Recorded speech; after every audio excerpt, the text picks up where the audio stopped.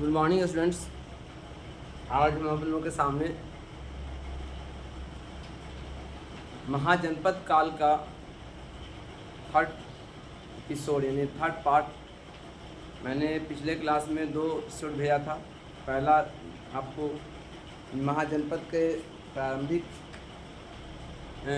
ज्ञान के बारे में बताया था, फिर दूसरा आपको बताया था कल कई वंशों के बारे में। आज मैं शुरू करने जा रहा हूँ उसी काल में, है ना, कुषाण वंश की स्थापना हुई थी। पाटली, जिसकी राजधानी पाटलिपुत्रा या फिर बाद में विदेशा कहा जाता है, तो कुषाण वंश की स्थापना हुई थी 15 एडी में। इससे पहले हम क्लास में बताया था आपको कि शुंग वंश, सतवाहन वंश, कन वंश, ये सब वंश के बारे में हम कल बताया था, यानी पिछले एपिसोड में बताया था। तो अभी जो हम शुरू करने जा रहे हैं कुषाण वंश। तो कुषाण वंश एक्चुअली है कौन, ये कौन लोग हैं? कहा जाता है कुषाण वंश के जो लोग थे ये पार्थिया के लोग थे, पार्थियाई लोग थे। इनको जो है आपका यूची कहा जाता है, और ये बहुत सारे कबीलों में बटे हुए थे। उन्हीं कबीलों में से, है ना, कुछ कबीले जो भारत में आके बसे और उन्होंने कुषाण वंश की स्थापना की। कुषाण वंश के वास्तविक संस्थापक जो थे, जो कुषाण वंश के संस्थापक कहे जाते हैं, वो कहलाते हैं कुजल कटफिसस। कुजल कटफिसस ने कुषाण वंश की स्थापना की और ये 15 एडी में इन्होंने स्थापना किया था कुषाण वंश की। कुषाण वंश में कई राजा आए। कुजल कटफिसस फाउंडर थे, उसके बेटे थे, पुत्र थे भीम कटफिसस, और उसके बाद बने कनिष्क। कनिष्क वह राजा था जो सबसे महान था, महानतम राजा थे। यानी कुषाण वंश में महानतम राजा कौन था? कनिष्क। मेन कनिष्क ही है, उसके बाद भूमिष्ठ था, उसके बाद जो है कनिष्क 2 आया, उसके बाद वसुदेव फर्स्ट आया, उसके बाद वसुदेव कनिष्क 3rd आया, उसके बाद वसुदेव 2nd आया, जो ये अंतिम शासक है। तो मेन जो अगर हम कुषाण वंश के बारे में कहानी अगर कहेंगे, पढ़ेंगे, तो सबसे इम्पोर्टेंट जो है, जो रोल रहता है कनिष्क। जैसे कि अगर हम मौर्य काल के बारे में बताते हैं, सबसे इम्पोर्टेंट रोल होता है अशोक का। जिस वंश में जाएंगे उस वंश में कुछ खास किंग हैं, कुछ खास राजा हैं जिनकी एक अहम भूमिका रही उससे, और उसी के नाम के आधार पर उस वंश का, है ना, प्रचार हुआ, उस वंश का ज़्यादा मतलब समृद्धि हुई, उस वंश की ज़्यादा प्रसिद्धि हुई। आप जिसको भी ले लीजिए, जैसे कि मौर्य वंश में आपका अशोक है, वैसे ही गुप्त वंश में चंद्रगुप्त विक्रमादित्य है, और उससे पहले जो है आपका समुद्रगुप्त है। ये 2 महान राजा हैं। वैसे ही अगर आप सल्तनत काल में आ जाइए तो वहाँ पर सबसे महान राजा थे अलाउद्दीन खिलजी थे, उससे पहले जो थे इल्तुतमिश थे। तो ये सब कुछ महान राजा आए हैं जिन्होंने, है ना, उस वंश को आगे बढ़ाया। वैसे ही अगर मुग़ल काल को देखते हैं तो अकबर आया, अकबर के शासनकाल ने बहुत ज़्यादा विकास किया। तो उसी के बारे में आज हम पढ़ने जा रहे हैं। तो सबसे पहले कुषाण वंश के संस्थापक कौन थे? कुजल कटफिसस, है ना, इन्होंने कुषाण वंश की स्थापना की, कुजल कटफिसस ने। लेकिन ये जो है कुछ ही दिन रहे, और उसके बाद यानी 15 ईस्वी से लेकर के 65 ईस्वी तक ये राजा बने कुजल कटफिसस। उसके बाद जो है ना, कुछ दिन के लिए भीम कटफिसस बने, लेकिन ये सब का उतना वैल्यू नहीं रहा। जो मेन जो काम किया वो कनिष्क ने किया। कनिष्क जो है गद्दी पर बैठा था 78 एडी में, ठीक है, 78 एडी में। यानी आपका भीम कटफिसस का जान लेते हैं, 78 एडी में कनिष्क बैठा था। मेन जो है यहाँ बहुत याद ध्यान रखना है कि टाइम लाइन बहुत इंपॉर्टेंट है। टाइम लाइन से ही इतिहास को समझा जा सकता है। तो सबसे पहले अगर हम जान लें, 15 एडी में जो है कुजल कटफिसस आया, तो उसके बाद 15 से आपको 65 एडी के बीच में आपको विजुअल कन्फ्यूजन ने शासन किया और 65 AD से लेकर के में 78 AD तक जो है आपको विम कन्फ्यूशस ने हुकूमत किया। उसके बाद जो है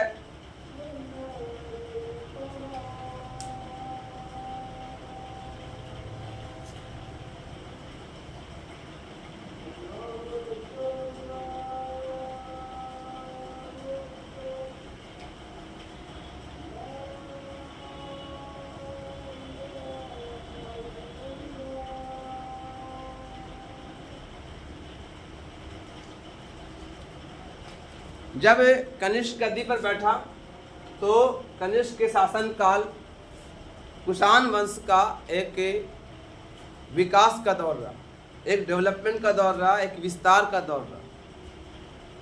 जब वो कनिष्क गद्दी पर बैठा तो सबसे पहले अपने साम्राज्य का विस्तार किया और इसका साम्राज्य जो है पूरा अफगानिस्तान है ना, ईरान और उस क्षेत्र में फैला हुआ था। इसके बाद कश्मीर, इधर जो है आपका वर्तमान अगर आप देखें तो वर्तमान आपका यूपी यानी उत्तर प्रदेश तक फैला हुआ था।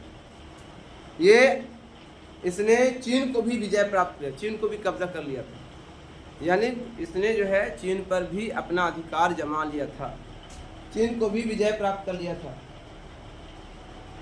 कनिष्क ने बहुत सारे काम किए और कनिष्क का जो विस्तारवादी नीति ने बहुत सारे डेवलपमेंट किए, लेकिन कुछ इसके निगेटिव पॉइंट भी थे। निगेटिव पॉइंट थे कि यह हमेशा युद्ध लड़ता रहता था, तो युद्ध लड़ने के कारण जो है इनके जो सोल्जर्स थे, जो इनके सिपाही थे, इनसे परेशान रहते थे।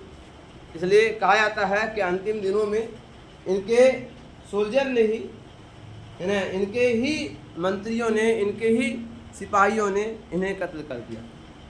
और इसलिए कत्ल कर दिया कि ये हमेशा जो है युद्ध में, हमेशा युद्ध, कभी आराम और चैन से नहीं। तो यही वजह से परेशान होकर के कनिष्क को हत्या कर दी गई। कनिष्क का शासनकाल विकास का दौर रहा। कह सकते हैं कि आप कुषाण वंश में अगर स्वर्णयुग कहा जाए किसी को तो कनिष्क का काल रहा। कनिष्क के शासनकाल में कई शहर बसाए गए। उसने कश्मीर में एक शहर बसाया था कनिष्कपुर, ठीक है, उसके नाम से कनिष्कपुर बसा। उनके शासनकाल में कृषि के साथ साथ बागवानी और बहुत सारे आर्थिक क्रियाकलाप का विकास हुआ था। बाज़ारों का निर्माण हुआ था, है ना, और बाज़ारों में कीमती वस्तुएं, सोना चांदी, घोड़े, हीरे जवाहरात, जेवरात, रेशम, है ना, सिल्क कपड़े, बहुत सारी चीज़ें बिकती थी, जिसके कारण जो है बहुत ज़्यादा विकास हुआ। इसकी हम आगे बताएंगे इसके बारे में। तो इनके काल में जो है साहित्य का भी विकास हुआ। इसके काल में जो सबसे इम्पोर्टेंट घटना घटी वो बताया था, मैंने पहले बताया था पिछले एपिसोड में, कि जो बौद्ध धर्म की पहली संगति हुई थी अजस्तुरु काल में, और बौद्ध धर्म की दूसरी संगति हुई थी आपके कालाशोक के काल में। बौद्ध धर्म की तीसरी संगति हुई थी वो अशोक के काल में, और बौद्ध धर्म की चौथी संगति हुई थी ये कनिष्क के काल में। ये कश्मीर में हुआ था, कुंडवलन कश्मीर में बौद्ध धर्म की चौथी संगति इसी के काल में हुआ। तो ये बौद्ध धर्म खुद मानता था, बौद्ध धर्म का फॉलोवर था ये। इसके मरने के बाद और भी कई राजा आए, है ना, लेकिन ज़्यादा दिन तक ये नहीं चल पाए, और अंतिम जो राजा बना वसुदेव द्वितीय बना। वसुदेव द्वितीय जो है अंतिम राजा बना, और इसके बाद जो है इससे साम्राज्य का अंत हुआ। इसने एक कैलेंडर भी बनाया था। इसमें भारत सरकार द्वारा जो संवत का जो कैलेंडर है, जो आज इस्तेमाल किया जाता है भारत सरकार द्वारा, ये संवत कैलेंडर जो है कनिष्क का बनाया हुआ है, ठीक है। अब आइए विकास, इनके शासनकाल में क्या क्या विकास हुआ। सबसे पहले आर्थिक विकास देखेंगे। तो आर्थिक विकास जो हुआ था सबसे इम्पोर्टेंट है कि यहाँ की अर्थव्यवस्था बहुत अच्छी थी, क्योंकि यहाँ से लोग जो है ये जो ये साम्राज्य था, ये जो सिल्क रूट से जुड़ा हुआ था। तो सिल्क रूट से जुड़ा होने के कारण जो है पश्चिमी देशों से इनका गहरा संबंध था, और पश्चिमी देशों में जो है रेशम के व्यापार होते थे। ठीक है, तो यहाँ पर जो है बड़े पैमाने पर यहाँ पर रोम से और ईरान से और दूसरे देशों से व्यापार होता था। जैसे कि आपका हाथी के दांत है, मोती है, मसाले हैं, वस्तुएं हैं, औषधियाँ हैं, चंदन है, ये सारी वस्तुएं बड़े पैमाने पर जो है व्यापार की जाती थी, है ना। बड़े बड़े बाजार खोले गए थे। ऐसा माना जाता है कि हर साल जो है 10 करोड़ सिस्टर, यहाँ का जो सिक्का था सिस्टर्स, 10 करोड़ सिस्टर का व्यापार होता था। अब सुन लीजिए, उस ज़माने का 10 करोड़ सिस्टर। यहाँ की बनी वस्तुएं, खास से यहाँ के बने हुए सिल्क, यहाँ के बने हुए रेशम को रोम की स्त्रियाँ, रोम की युवतियाँ बहुत पसंद करती थी। इस कारण यहाँ के सिल्क के रोम की औरतें, रोम की स्त्रियाँ बहुत दीवानी थी। इसलिए यहाँ के जो है सिल्क जो है वो बहुत डिमांड करते थे, और जिसके कारण यहाँ के रेशम का बड़ा मांग होता था, और पैसा, अच्छा खासा पैसा वो कमाते थे, है ना। और जो है कुषाण वंश के लोगों ने, राजाओं ने सिक्के भी जारी किए थे, सोने के सिक्के, चांदी के सिक्के भी जारी किए थे। मतलब अब जिस काल में सोने और चांदी के सिक्के जारी किए जाएं, तो आपको उसकी अर्थव्यवस्था क्या कहना है। धार्मिक विकास भी हुआ था। कनिष्क बौद्ध धर्म मानता था। कनिष्क बौद्ध धर्म मानने के कारण इसके काल में जो है कई पुस्तकों का रचना हुआ, है ना। जैसे कि एक पुस्तक में जो है आपका अश्वघोष ने बुद्ध चरित्र लिखा, आपका वसुमित्र ने महाविभास, नागार्जुन ने माध्यमिका सूत्र, ऐसी बहुत सारी किताबें लिखी। चरक ने चरक संहिता लिखी, है ना। तो कई किताबें यहाँ पर लिखी गई, और चित्रकला और वास्तुकला में भी काफ़ी आगे बढ़े। बहुत सारी मूर्तियाँ बनाई गई, जिसका उदाहरण आज भी है। जो अफ़गानिस्तान में बहुत सारी बौद्ध धर्म की मूर्तियाँ आज भी हैं, है ना। तो उसको तो वो जो है स्थापत्य कला का उदाहरण था।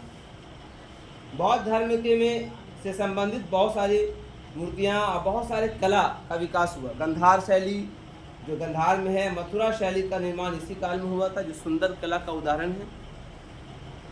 यहाँ एक मूर्ति मिली है जो शायद कनिष्क की मूर्ति थी, इसका सर कटा हुआ है। तो इस तरह के बहुत सी कलाकृतियाँ उस ज़माने में विकास हुई थी, ठीक है। तो यहाँ पर जो है उनके मतलब बौद्ध कला, स्तूप, बहुत सारे स्तूप बनाए गए थे, ठीक है। विहारा ही बनाए गए थे इस काल में।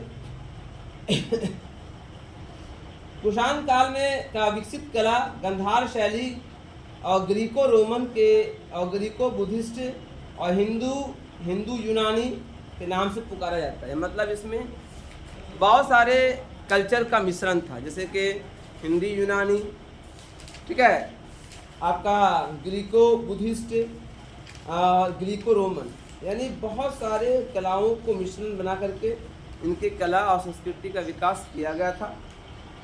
धार्मिक जीवन बता दिया मैंने, और कला साहित्य भी बता दिया, किताबें भी छापी गई थी बता दिया मैंने, है ना।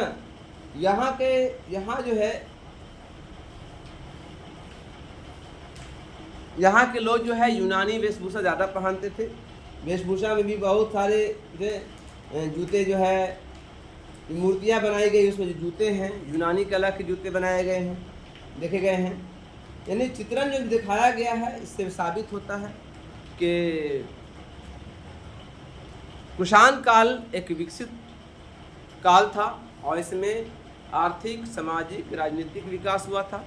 स्थापत्य कला काफ़ी विकास हुआ था। इस तरह से एक बड़ा साम्राज्य, है ना, उत्तर भारत में विकास किया गया था, जो उत्तर भारत के कोने, मतलब पश्चिम उत्तर भारत के कोने पर विकास किया गया था। तो इस तरह से मैंने आज आपको बता दिया कुषाण वंश के बारे में। कुषाण वंश के बारे में फिर बता दें, इसके फाउंडिंग थे कुजल कटफिसस, और इसके बाद आया टिडिन कटफिसस, उसके बाद कनिष्क के बाद और भी आए। देखिए ये सब थोड़े देर उधर निकले आए, उतना विकास नहीं किया। मेन जो महानतम शासक थे वो कनिष्क थे, कनिष्क काल में बहुत ज़्यादा विकास हुआ था। तो इस तरह से ये हमने कुषाण वंश के बारे में बताया, जो एक बहुत इम्पॉर्टेंट इन्फॉर्मेटिव वीडियो है। इस वीडियो को लाइक कीजिए, शेयर कीजिए, सब्सक्राइब कीजिए। Thank you.